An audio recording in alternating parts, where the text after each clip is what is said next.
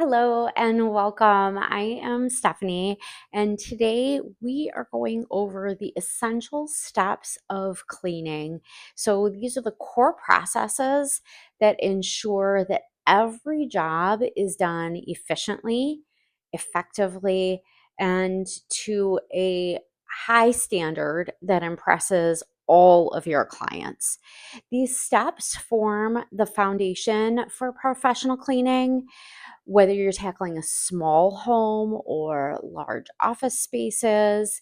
But once you master these steps, every type of cleaning going forward will feel easier and more natural. So stay with us until the end, and then we'll share some more options for room by room trainings and further trainings, and then even offer you personal coaching options too. If you need a little more one on one assistance to get started as a professional cleaner.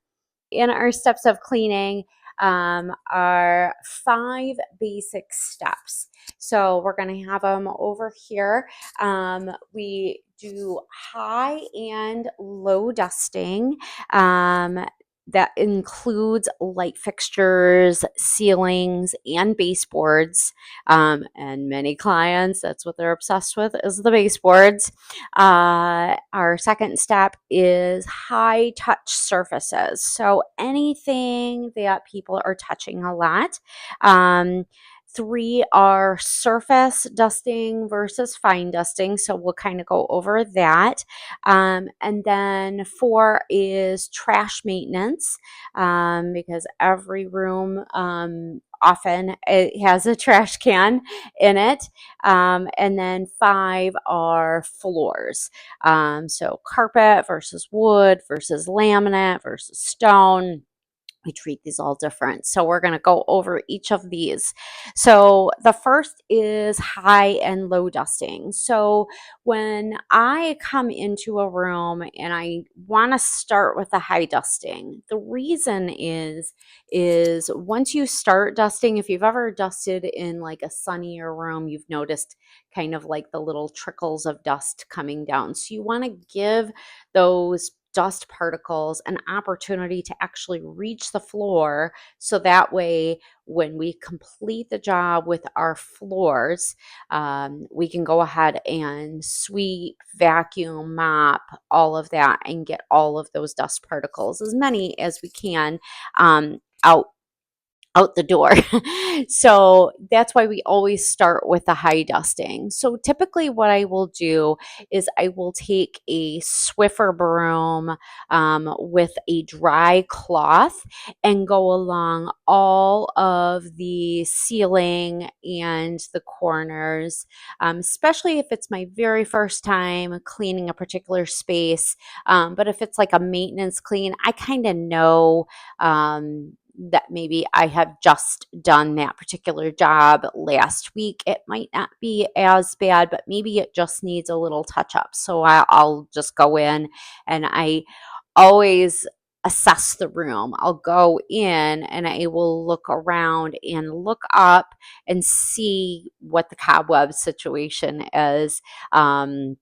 What I'm seeing on the ceiling. Maybe you've had an accidental splash on the ceiling. So you always want to work from top to bottom. But while I am at it, after I have done the ceilings and checked for those spider webs, I go ahead and take that same Swiffer, flip it the other way, and then I just tackle the baseboards. Before you clean the baseboards with a wet cloth, it's so much easier if you can do a dry dusting, either with a Swiffer, or if you want to come in with a separate vacuum with the attachment that might be an option for you too. It just depends on the job. It depends on what you're comfortable with. And as you start to clean for these clients, you'll kind of feel what works best and you'll grow with your cleaning skills. So never fear. But if you start using, by using a Swiffer or using your vacuum attachments, you will figure out what works best for you. But on that Swiffer, I either am using a dry microfiber cloth or I'm using a disposable Swiffer cloth, depending on the job. If you look at the job, because for example, there was a client I walked in and I went to start doing her tie dusting, and I realized that this house was an indoor smoker house and it had not been dusted in God knows how long.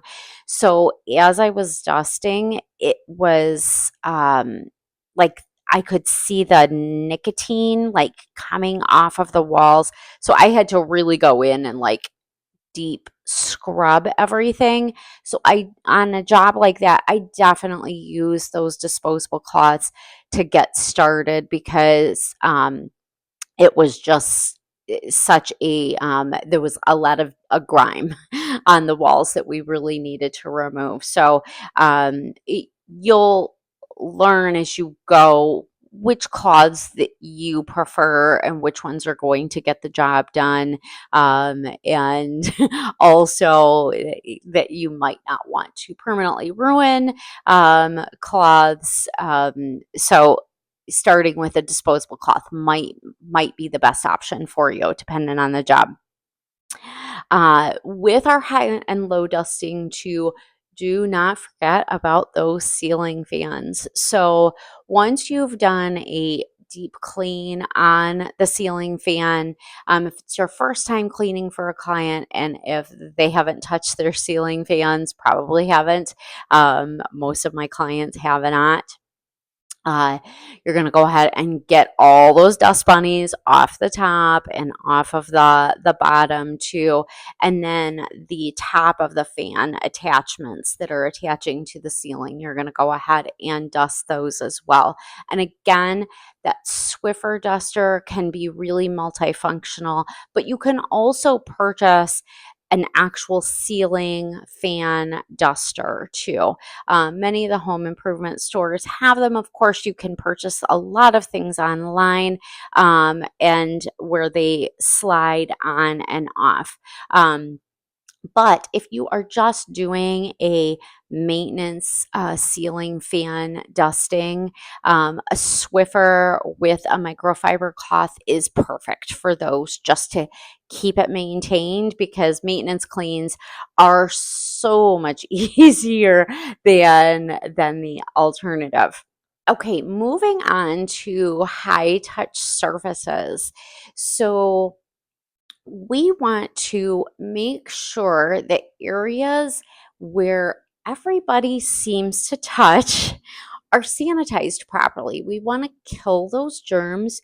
We want to stop the spread of infection through a home. And think about the things that you touch every day, as far as what should be included in the high touch surface sanitization. So you're thinking door handles, the area around the door handles where people tend to touch, remote controls. If you've got an actual phone in your house, those don't happen very often, but if you've got a phone, make sure you're sanitizing those high touch spots. If you're in a kitchen, you're talking about like kitchen counters, and bathrooms, bathroom counters, anything where all of the people are touching that come into this space. You're going to definitely want to sanitize those. And as far as like bathroom and kitchen counters, you're going to be sanitizing from the back wall, like the backsplash area, up onto the counters. And then also you're going to be wanting to sanitize the cabinetry. So again, those handles on the cabinets, or maybe spots where people are touching all the time, you're going to definitely want to do that. Now let's talk about dusting. So there are essentially two basic kinds of dusting. There is like a light feather dusting, a maintenance dusting, and then there is the fine dusting where you're grabbing, like each little tiny knick-knack and tchotchke and things that are kind of out on the counter. So that does not need to be done as frequently typically, but the rule with dusting is the more people that are in the house, the draftier the windows are. So, like if dust is coming in from the outside, but also the more pets people have in a home, the more dust you're going to create. And so, a house with 0 pets, with one person, kind of like how I live, I don't accumulate a ton of dust, but I still do a weekly, just like a maintenance kind of dust, just to keep it all maintained and nice looking. Dust also affects our sleep, so we want to just make sure that we are keeping the surfaces dust free, maintaining maintaining it. So of course, the day or two after a deep dusting, you're gonna start getting a little bit of accumulation, but as long as you're doing like a regular maintenance, it's easier to keep up on it rather than letting it build up for a month and then you're really putting in some muscle to get the job done. So, step number 4 is our trash maintenance. So, for example, I am sitting in my living room. My living room space does not have a trash can, but I do have clients that do keep small little trash cans in their living space or their bedroom space. So this may or may not apply to each room that you are cleaning. But with trash maintenance, I always like to leave every client's house with an empty trash receptacle, but also a clean trash receptacle. We start by cleaning the outside with a sanitizing disposable wipe, kind of like a Lysol. You can choose some other brands as well, but I start with the outside. After I have removed the trash bag, I wipe the outside of the trash bin with a sanitizing wipe, and then I wipe out the inside and inside the bottom as well. Now, in the kitchen, for example, a lot of the kitchens that I clean for will have a pull out trash cabinet, essentially. Now, in homes like that, I like to pull the actual trash can out. I'm sanitizing the inside and outside of, typically in many homes, it's 2 spots. There's one for the garbage and one for the recycling. But behind there, it always gets really gunky and really gross if you don't maintain it. So while in a kitchen, I am not wiping out the inside of cabinets as a regular maintenance clean. I will only on the trash cabinet because it gets so filthy, it's so gross, and it also holds so much stinkiness. Like it's going to really affect the odor in your space.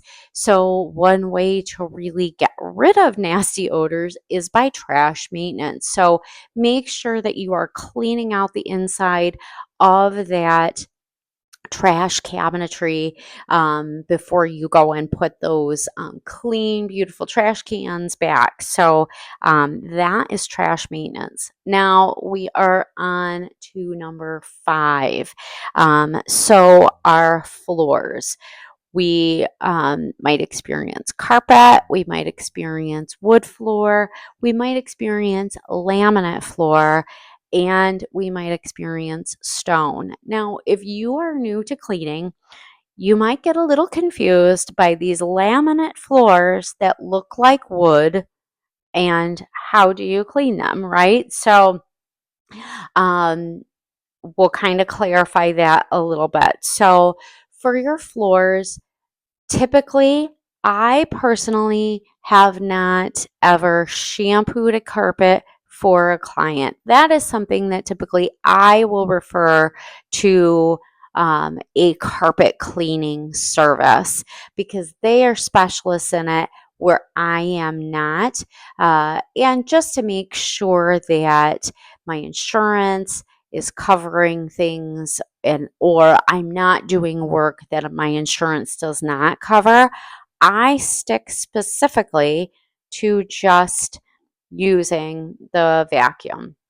Now, when I use a vacuum at a client's house, I only ever use their vacuum. I know many housekeepers will travel with a vacuum from house to house because they've purchased a really heavy duty, nice one. But I am in the training and the mindset that carrying those dust germs from home to home uh, travels and it's not always sanitary for that client that you're cleaning for. So, for the sake of their health, I let clients know that I only use their vacuum on the premises. I always ask, do you have a vacuum? Does it work? Will it work in all of the rooms that you are asking me to clean?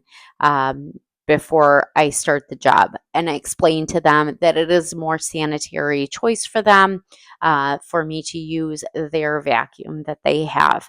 Now, again, I know other client or other cleaners don't feel this way, so um, this is a debatable item, but this is just my personal take from what I have learned from my experiences. Um, Now, I typically, when I am vacuuming the carpets, sometimes I will go along with a broom and just do the edges before I vacuum the carpets because that will just to ensure that we get any little loose pieces of carpet because that can happen as you kind of settle into a home. You'll get those little loose carpet or just um, crumbs of any kind. You want to make sure that they're on the main area of the carpet before you're vacuuming it. So that will and it typically only takes just a short amount of time. You're also going to be caring for wood floors. Now, I love the Murphy's cleaner, and I will show an image right there. That is one of my favorite ways to clean a wood floor. If it's already like if it's not like a super built up grimy wood floor, if it's a well cared for wood floor and it just needs kind of a dust and a polish, that's what I love. Now there is a heavier duty Murphy's oil that is more for like a deeper restoration. So if you go in and the wood floor is just really dull. It's still intact, but it's dull. It's kind of worn out. That Murphy's oil is really fantastic, but because it's an oil, you really do have to watch how you apply it to the floor. Now, typically, what I will do, whether I'm using the wood cleaner or the wood oil, I apply it right on the microfiber that is right on my Swiffer mop. So, with the wood floors, first I go ahead and just sweep it, or maybe even vacuum it. It depends on how much dust is floating around and flying around. If I've got a lot of loose animal hairs that are floating around on the hardwood floor, I typically will vacuum it first because the vacuum really sucks it up versus just a broom that's kind of, the particles are kind of floating around in the air a little bit before they finally land on the ground, where the vacuum is really sucking it all up. So we'll go ahead and sweep or vacuum the loose particles away, and then I go ahead and go in with my Swiffer with a few squirts of the wood cleaner right on the microfiber cloth. And when I am doing floors of all kinds, whether it's carpet, whether it's wood, whether it's laminate, whether it's stone, I always essentially operate in just a zigzag pattern. And if you've ever seen lines on a carpet after vacuuming, that's what I'm going for. I'm going for lines straight across.